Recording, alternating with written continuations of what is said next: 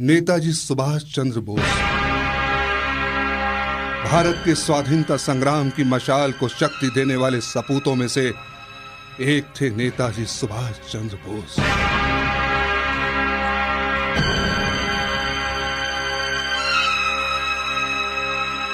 लेकिन मैंने सुना है कि मैट्रिक में बंगालियों के लिए बांग्ला पढ़ना अनिवार्य कर दिया गया है।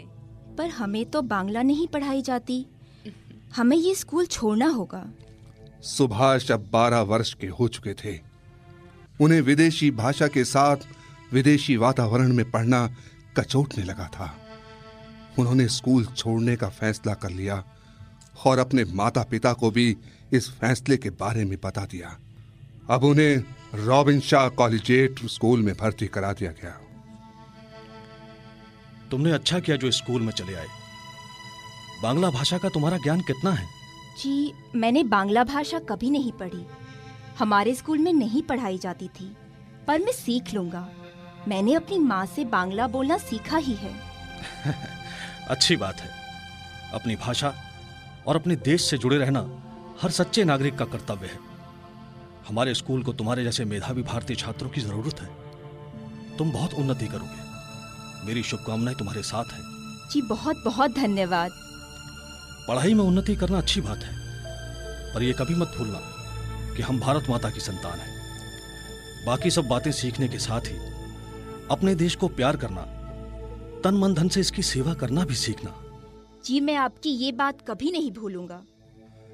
इस नए स्कूल के मुख्य अध्यापक बैनी माधव दास राष्ट्रवादी विचारधारा वाले व्यक्ति थे। वे एक आदर्श चरित्र थे। उनके व्यक्तित्व ने सुभाष पर बहुत बड़ा प्रभाव डाला। इस स्कूल का वातावरण अच्छा है। यहाँ सभी अपने कपड़े पहनते हैं, कुर्ता धोती। मैं भी कल से इन्हीं के जैसे कपड़े पहनूंगा। नए स्कूल में मनपसंद वातावरण के बीच सुभाष का मन रमने लगा। वो पढ़ाई में तो पहले से ही होशियार थे। यहाँ बैनी माधव दास जैसे योग्य व्यक्ति के संपर्क में आकर उनका मानसिक विकास और भी तेजी से होने लगा। उनके विचारों का आकाश फैलने लगा। देश से जुड़ी बातों और विषयों पर भी वो काफी जानने समझने लगे। पढ़ाई पर वो कम समय देते थे, फिर भी बहुत अच्छे अंकों से पास होते थे। देश प्रेम की भावना उनके मन में और भी तीव्र होने लगी थी। साथियों, कल 11 अगस्त 1910 है। तो ये कोई खास दिन है? हाँ, बहुत खास। इस दिन खुदीराम बोस को फांसी दी गई थी।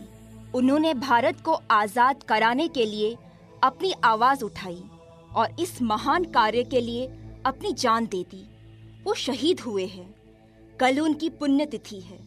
मेरा विचार है कि कल हम उनकी याद में एक दिन का उपवास रखें।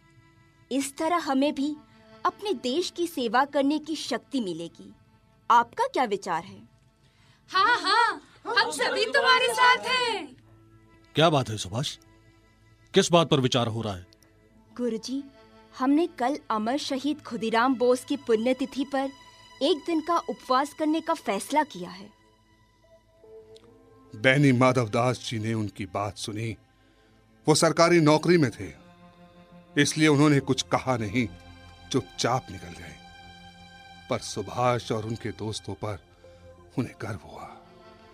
उन्होंने भी चुपचाप अगले दिन उपवास रखा, पर उनका ना कहना काम नहीं आया। सरकार को उनके उपवास रखने का पता चल गया। ब्रिटिश सरकार ने उनका तबादला बंगाल में कर दिया। गुरुजी, आप हमें छोड़कर चले जाएंगे? हाँ सुभाष, मुझे जाना होगा। मुझे अपने कर्तव्य का पालन करना है, पर मुझे गर्व है कि मुझे तुम्हारे जैसा छात्र मिला। आप हमें कोई आदेश देना चाहेंगे? अपने कर्तव्य का निर्वाह पूरी ईमानदारी से करो। कर्तव्य की राह पर चलते हुए कोई समझौता नहीं करो। तुम्हारे जीवन में कई लोग आएंगे और जाएंगे, पर सबसे महत्वपूर्ण है तुम्हारे आदर्श। व्यक्तियों के प्रति नहीं, आदर्शों के प्रति निष्ठा बनाओ। जी, मैं आपकी ये बात हमेशा याद रखूंगा। मैं जानता हूं तुम्हारे अंदर देश प्रेम की भावना भरी हुई है। तुम आगे चलकर कई बड़े काम करोगे। ईश्वर की कृपा तुम पर बनी रहे। मेरा आशीर्वाद तुम्हारे साथ है। जी, आपका बहुत बहुत धन्यवाद। बहनी माधवदास नए स्कूल के मुख्य अध्यापक का पद संभालने कोलकाता चले गए। सुभाष ने उनकी बातों को अपने मन में बसा लिया। बहनी माधवदास जी से उन्होंने काफी कुछ सीखा था, इसलिए उनके मन में दास साहब के प्रति सम्मान हमेशा बना रहा। उनके जाने के बाद उनका एक चित्र सुभाष ने स्कूल के बड़े कमरे में लगाया। देश प्रेम और समाज की सेवा की भावना उनमें लगातार प्रबल होती रही। वो अपने इर्द गिर्द के गरीब और दुखी लोगों की मदद करने में लगे रहते। अपने घर वालों से पैसे ले जाते, अपनी जेब खर्च के पैसे भी समाज सेवा में लगा देते। अचानक पास के गांव में चेचक फैली। सुभाष ने अपने मित्रों को इकट्ठा किया। दोस्तों, पास के गांव में चेचक फैली है। इस समय वहां के लोगों को मदद की जरूरत है। ठीक कहते हो, हमें चलकर मदद करनी चाहिए। हमें अपना एक स्वयं सेवक दल बनाना है। हमारा दल गांव में जाकर वहां के लोगों की सेवा करेगा और जो भी उनकी जरूरत होगी उसे पूरा करने की कोशिश करेगा। हाँ, ये तो बहुत अच्छा विचार है। आखिर वो सभी हमारे भाई बहन हैं। हम तुम्हारे साथ हैं। हम अभी से तुम्हारे साथ हैं। सब साथ हैं। हाँ हाँ, हम सब साथ हैं। सुभाष बीमारों की सेवा में लग गए। ये वो समय था जब हर जगह डॉक्टरी सहायता पहुंच पाना संभव नहीं था। ऐसे में उनके स्वयं सेवक दल द्वारा की गई सेवा लोगों के काम आई। जिसने भी उनके बारे में सुना, भूरी भूरी प्रशंसा की। समाज सेवा के लिए वो और भी समय निकालने लगे। पर आश्चर्य की बात यह बनी कि वो पढ़ाई के लिए कम समय देने पर भी अच्छे अंकों से पास होते थे। इसलिए सभी को उन पर गर्व था। इन्हीं दिनों में सुभाष ने रामकृष्ण परमहंस और विवेकानंद के बारे में जानना शुरू किया। वाह, कितने महान विचार हैं। विवेकानंद जी के साहित्य ने तो मेरे मन मस्तिष्क की आंखें खोल दी। वो बहुत से सवाल जो मेरे दिमाग में घूमते रहते थे, उन सभी के उत्तर मुझे मिल गए। लगता है विवेकानंद जी के साहित्य ने तुम्हें नई राह दिखाई है। सही कहते हो दोस्त। केवल किताबी पढ़ाई काफी नहीं होती। हमें दूसरा साहित्य भी पढ़ना चाहिए और भी नई नई बातें सीखनी चाहिए। मैं तो कल से योगा सीखना भी शुरू कर रहा हूँ। अच्छा, तो मैं भी तुम्हारे साथ हूँ। जीवन के हर पहलू की ओर ध्यान देते हुए भी सुभाष मैट्रिक में अच्छे अंकों से पास हुए। विश्वविद्यालय में उनका दूसरा नंबर आया। इसके बाद सुभाष को कलकत्ता प्रेसिडेंसी कॉलेज में दाखिल करा दिया गया। पढ़ाई, समाज सेवा और साहित्य अध्ययन सभी कुछ साथ साथ चल रहा था।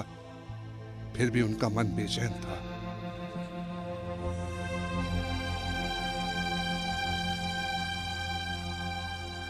मैंने परीक्षा तो पास कर ली, पर फिर भी मन को शांति नहीं है। मुझे लगता है कि ये सब मैं अपने लिए कर रहा हूं, समाज के लिए नहीं। आध्यात्मिक विकास और देश की समृद्धि के लिए काम करना चाहिए, पर उसका रास्ता क्या हो? एक ऐसे सच्चे गुरु की तलाश करनी चाहिए जो मार्गदर्शन दे सके।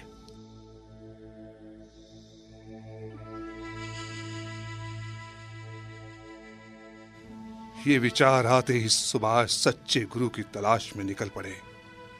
कई तीर्थ स्थानों पर गए, हिमालय पर भी गए। वहां के कई साधुओं से भी मिले, पर किसी सच्चे गुरु की उनकी तलाश पूरी नहीं हुई। निराश होकर वो कलकत्ता वापस लौट आए। अब वो 17 वर्ष के हो चुके थे। धार्मिक साहित्य पढ़कर अध्यात्म के बारे में वो काफी कुछ जानने समझने लगे थे। दादा लौट आए। देखो देखो, दादा घर वापस आ गए। दादा लौट आए। प्रणाम पिताजी। जीते रहो। मेरा आशीर्वाद हमेशा तुम्हारे साथ है। गुरु की खोज यात्रा कैसी रही? यह प्रयास तो व्यर्थ ही गया पिताजी। कोई प्रयास व्यर्थ नहीं जाता। अपने ढेर से अनुभव से तुम्हें समृद्ध करके ही जाता है। गुरु की खोज में तुम भारत के कई स्थानों पर घूमे, कई तरह के लोगों से मिले, तुम्हें अपने देश के बारे में बहुत कुछ जानने समझने का मौका मिला। तुम ये सब कुछ किताबें पढ़कर नहीं जान सकते थे बेटा। आप सही कहते हैं पिताजी। तुम्हारे अंदर जो लगन है उसे मत छोड़ो। आध्यात्मिक गुरु के बिना भी तुम अपने रास्ते पर आगे बढ़ सकते हो। जी पिताजी। इसके बाद सुभाष ने आगे की पढ़ाई पूरी करने के लिए कॉलेज जाना शुरू कर दिया।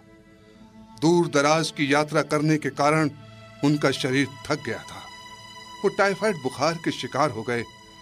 उन्हें स्वास्थ्य लाभ के लिए कसियांग ले जाया गया। वहां उनकी हालत में सुधार हुआ। वापस आकर उन्होंने घर वालों के मना करने पर भी इंटर की परीक्षा दी और प्रथम श्रेणी में पास हो गए। वहां एक अंग्रेज अध्यापक F.E. ओटेन का रवैया भारतीय छात्रों के प्रति अच्छा नहीं था। तुम हिंदुस्तानी छात्र पता नहीं अपने को क्या समझता हो। सच तो यह है कि तुम्हारे दिमाग में भूसा भरा है। तुम जंगली हो। आप हमारे लिए ऐसी भाषा का इस्तेमाल नहीं कर सकते। ठीक कह रहा हूँ, बिल्कुल। हम अंग्रेजों ने ही तुम्हें शिक्षा दी है, तुम्हें सभ्य बनाया है। आपके शब्द अनुचित हैं। कृपया इन्हें वापस लीजिए। सच तो ये है कि इतना कुछ सिखाने के बाद भी तुम लोग अभी जंगली ही हो। हम प्रिंसिपल से आपकी शिकायत करेंगे। आओ, जहाँ मर्जी हो जाओ।